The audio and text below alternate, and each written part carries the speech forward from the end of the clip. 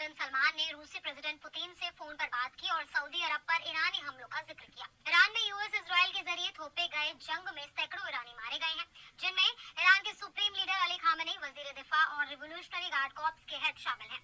US ने शनिचर की सुबह ईरान पर हमला किया। दोनों मुल्क इससे पहले जून में ईरान पर हमला कर चुके हैं।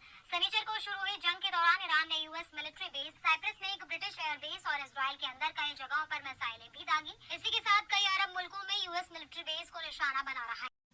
हालात को तशवीशनाक मानते हैं। एक और फोन कॉल में रूस के वजीर खारजा सर्गेई लावरोव ने अपने सऊदी काउंटर पार्ट से बात की। मिडिल ईस्ट के मौजूदा हालात पर भी बात हुई। वज़ीर खारजा ने कहा कि रूस और सऊदी अरब दोनों ही जंग को फौरन खत्म करने और आम लोगों पर हमलों को रोकने के लिए दुश्मनी और तनाव कम करने की मांग करते हैं। इसके अलावा रूस की वजारत खारजा की तरफ से जारी एक बयान में कहा गया कि ईरान और पड़ोसी मुल्कों में आम लोगों के इंफ्रास्ट्रक्चर को टारगेट होने से बचाया जाना चाहिए। पाकिस्तान और सऊदी अरब एक साथ मिलकर क्या खेल खेल रहे हैं, जो कल को भारत के लिए भी चिंता का विषय है। और इसके अलावा भी काफी सारी इंपॉर्टेंट अपडेट्स आ रही हैं, जो आपको मेन स्ट्रीम के न्यूज़ चैनल्स के ऊपर भी देखने को नहीं मिलेंगी। इसलिए वीडियो को एंड तक देखिएगा। सबसे पहले बात करते हैं इंडियन क्रू मेंबर्स की, जो ईरान के हमलों में इंजर्ड हुए थे। रेफरेंस के लिए आपकी स्क्रीन के ऊपर directorate general of shipping Mumbai की प्रेस रिलीज का स्क्रीनशॉट है। न्यूज़ निकल कर आ रही है कि मिडिल ईस्ट में अलग-अलग इंसिडेंट्स के अंदर टोटल भारत के 3 इंडियन क्रू मेंबर्स की जान अभी तक चली गई है। पहले एक इंडियन कैजुअलिटी की न्यूज़ आई थी और 4 इंजर्ड बताए जा रहे थे, जो हमने इससे पहले न्यूज़ में भी कवर किया था। लेकिन डायरेक्टरेट जनरल ऑफ शिपिंग ने आज एक प्रेस रिलीज करके बताया कि ये संख्या 3 तक पहुंच गई है। ईरान के हमलों के अंदर अभी तक भारत के 3 क्रू मेंबर्स की जान चली गई है और एक इंजर्ड अभी भी है। डायरेक्टरेट जनरल ऑफ शिपिंग ने यह भी कहा है कि ये सब सी फेयरर्स फॉरेन फ्लैग शिप के ऊपर काम कर रहे थे, यानी कि इंडियन फ्लैग शिप में से अभी तक एक भी कैजुअलिटी नहीं हुई है, बल्कि फॉरेन कंट्रीज में रजिस्टर्ड शिप्स के ऊपर हमले हुए हैं। ईरान के हमलों के कारण अब कहीं ना कहीं भारत को नुकसान उठाना पड़ रहा है। मसला ये है कि शिपिंग इंडस्ट्री में फिलीपींस के बाद भारत के लोग सेकंड लार्जेस्ट वर्कफोर्स कंट्रीब्यूट करते हैं। इसलिए दुनिया में कहीं भी जब किसी भी कार्गो शिप या ऑयल टैंकर शिप पर कोई इंसिडेंट, एक्सीडेंट या उसके ऊपर हमला होता है, तो उसके अंदर इंडियन क्रू मेंबर्स के प्रेजेंट होने की सबसे ज्यादा प्रोबेबिलिटी होती है। ऐसे में हो सकता है कि ईरान और भी ऑयल टैंकर शिप्स के ऊपर हमला करे और ये इंडियंस की कैजुअलिटी का नंबर और भी बढ़े। इसके साथ ही ईरान से न्यूज़ निकल कर आ रही है कि भारत सरकार और ईरान में जो भारत की एम्बेसी है, इन्होंने ईरान के अंदर फंसे भारत के स्टूडेंट्स को इवैक्यूएट करना स्टार्ट कर दिया है। भारत के जो स्टूडेंट्स हैं वो ईरान की राजधानी तेहरान में ही है। तेहरान कैपिटल है, इसलिए टॉप की यूनिवर्सिटीज और टॉप के कॉलेजेस भी तेहरान सिटी के अंदर ही है और यहीं पर मैक्सिमम स्टूडेंट्स भारत के एनरोल्ड है। लेकिन दिक्कत ये है कि अमेरिका और इजराइल भी सबसे पहले तेहरान सिटी को ही सबसे ज्यादा टारगेट कर रहे हैं। ऐसे में इंडियन एम्बेसी ने क्या किया कि तेहरान में सबसे पहले स्टूडेंट्स को एक साथ इकट्ठा किया, स्टार्ट कर दिया। रेफरेंस के लिए आपकी स्क्रीन के ऊपर इंडियन एम्बेसी की एडवाइजरी और अपडेट का स्क्रीनशॉट है। ये प्रेस रिलीज आज भारत की एम्बेसी ने शेयर की है और कुछ जानकारी साझा की है। इंडियन एम्बेसी ने अपनी प्रेस रिलीज में बताया कि तेहरान सिटी के अंदर सिक्योरिटी रिस्क काफी ज्यादा बढ़ गया था, इसलिए जो ज्यादातर इंडियन स्टूडेंट्स तेहरान में थे उनको इंडियन एम्बेसी ने वहां से निकालकर सेफ जगहों के ऊपर शिफ्ट कर दिया, जो तेहरान सिटी के बाहर है। इंडियन एम्बेसी ने सभी स्टूडेंट्स के ट्रैवल, खाने पीने और रहने का पूरा अरेंजमेंट किया हुआ है। कुछ इंडियन स्टूडेंट्स ने इंडियन एम्बेसी का ऑफर मना कर दिया था, इसलिए वो अभी भी तेहरान सिटी में ही रुके हुए हैं, लेकिन उनकी संख्या बहुत ही कम है, यानी कि कुछ भारत के स्टूडेंट्स अपनी मर्जी से ही तेहरान में ही रुके हैं। इंडियन एम्बेसी ने आगे बताया कि स्टूडेंट्स के अलावा जो बाकी के आम लोग ईरान के अंदर फंसे हुए हैं, उनके लिए अभी भी पहले वाली एडवाइजरी लागू होती है। वो जहाँ पर भी है वहीं पर रहे, ज्यादा से ज्यादा घर के अंदर रहे, वो सावधानी बरते और प्रोटेस्ट वाली जगह पर ना जाए। ये कहना है इंडियन एम्बेसी का। अब मसला ये है कि ईरान में स्टूडेंट्स के अलावा भी और भी कई सारे इंडियंस होंगे। कुछ वहाँ पर वर्क या बिजनेस पर्पस से गए होंगे, कुछ टूरिस्ट वीजा के ऊपर या फिर और किसी कारण से। लेकिन इंडियन एम्बेसी ने सबसे पहले टॉप प्रायोरिटी दी है भारत के स्टूडेंट्स को।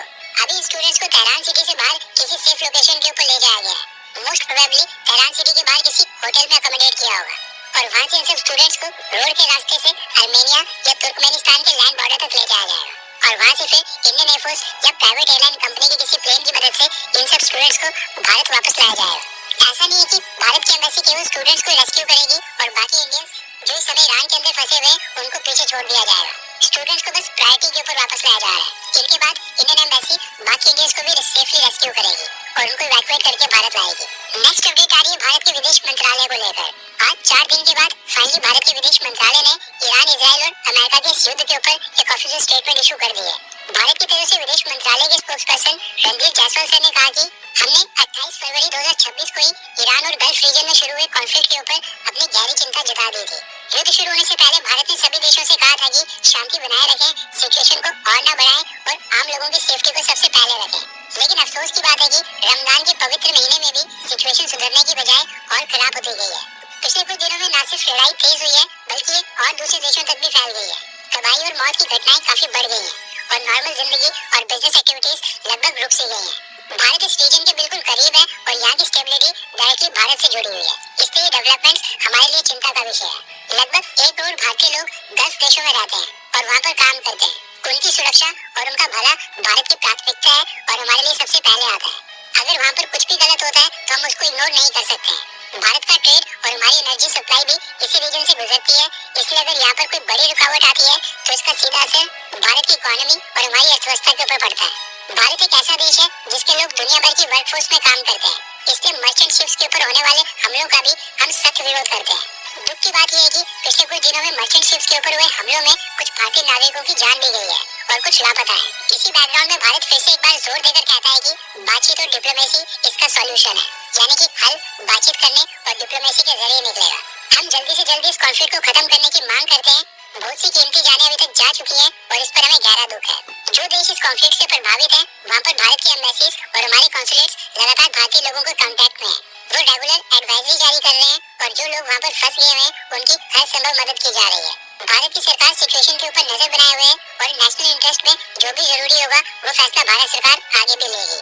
ये कहना है भारत का, यानी कि बिल्कुल न्यूट्रल स्टेटमेंट, ना किसी के पक्ष में और ना किसी के खिलाफ। हमने ना ही इजराइल अमेरिका के ईरान के ऊपर अटैक को सपोर्ट किया है और ना ही ईरान के खामेनेई की मौत के ऊपर दुख जताया है या फिर कोई कंडोलेंसेस पेश की। एकदम परफेक्ट स्टेटमेंट। इसके साथ ही न्यूज निकल कर आ रही है कि आज दिन में प्रधानमंत्री नरेंद्र मोदी ने ओमान के सुल्तान हैथम बिन तारिक और उसके बाद कुवैत के क्राउन प्रिंस शेख साबा अल खालिद अल हमद अल मुबारक अल साबा इनके साथ भी टेलीफोनिक कन्वर्सेशन की है। 1 by 1 प्रधानमंत्री मोदी ने अभी तक 7 देशों के प्राइम मिनिस्टर्स, प्रेसिडेंट और किंग्स के साथ टेलीफोनिक कन्वर्सेशन कर ली है।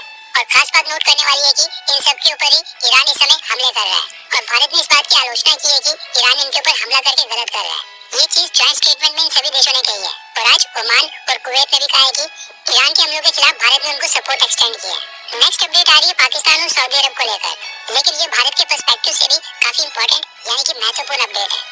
न्यूज निकल आ रही है कि मिडिल ईस्ट में वॉर के बीच Pakistan Saudi strategic mutual defence agreement के तहत सऊदी अरेबिया को फुल मिलिट्री सपोर्ट देना स्टार्ट कर दिया है। रिपोर्ट्स आ रही हैं कि पाकिस्तान की तरफ से ग्राउंड के ऊपर डिप्लॉयमेंट भी स्टार्ट हो चुकी है। जैसा कि आपको पता है कि ईरान मिडिल ईस्ट में कई सारे देशों के ऊपर मिसाइल अटैक और ड्रोन अटैक्स कर रहा है, जिनमें सऊदी अरब भी शामिल है। एक अटैक तो सऊदी अरब की सबसे बड़ी ऑयल रिफाइनरी अरामको के ऊपर भी जाकर हिट हुआ था, जिसके बाद सऊदी अरब ने मदद मांगी है पाकिस्तान से और पाकिस्तान ने मिलिट्री ट्रांसपोर्ट एयरक्राफ्ट में काफी सारे डिफेंस इक्विपमेंट सऊदी अरब भेजना स्टार्ट कर दिया है। सोर्सेज के अकॉर्डिंग पाकिस्तान ने अपने एडवांस्ड एयर डिफेंस सिस्टम्स जिनमें LY-80, FM-90 और हमजा सीरीज शॉर्ट और मीडियम रेंज की मिसाइल शामिल है, इनको सऊदी अरब में डिप्लॉय कर दिया है और ये सब पाकिस्तानी कमांड के अंदर ही है। पाकिस्तान से बकायदा एक टीम भेजी गई है जो इनको वहाँ पर ऑपरेट कर रही है।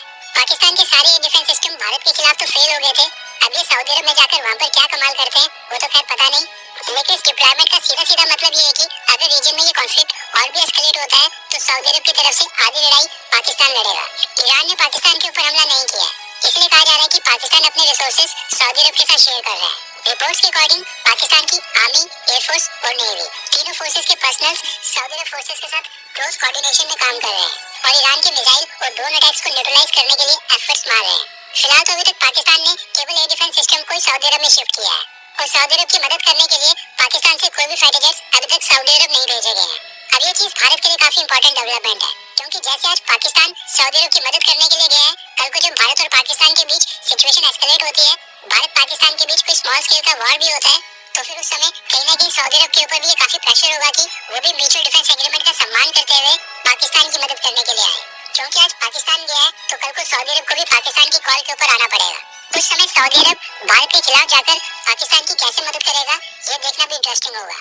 भविष्य में क्या होता है क्या नहीं ये तो खैर किसी को नहीं पता है, मगर आपके अकॉर्डिंग आपको क्या लगता है कि कल को अगर भारत और पाकिस्तान के बीच में युद्ध होता है तो क्या फिर उस समय सऊदी अरब पाकिस्तान की मदद करने के लिए आएगा? क्या सऊदी अरब भारत के खिलाफ जाने की गलती करेगा, हाँ या फिर ना?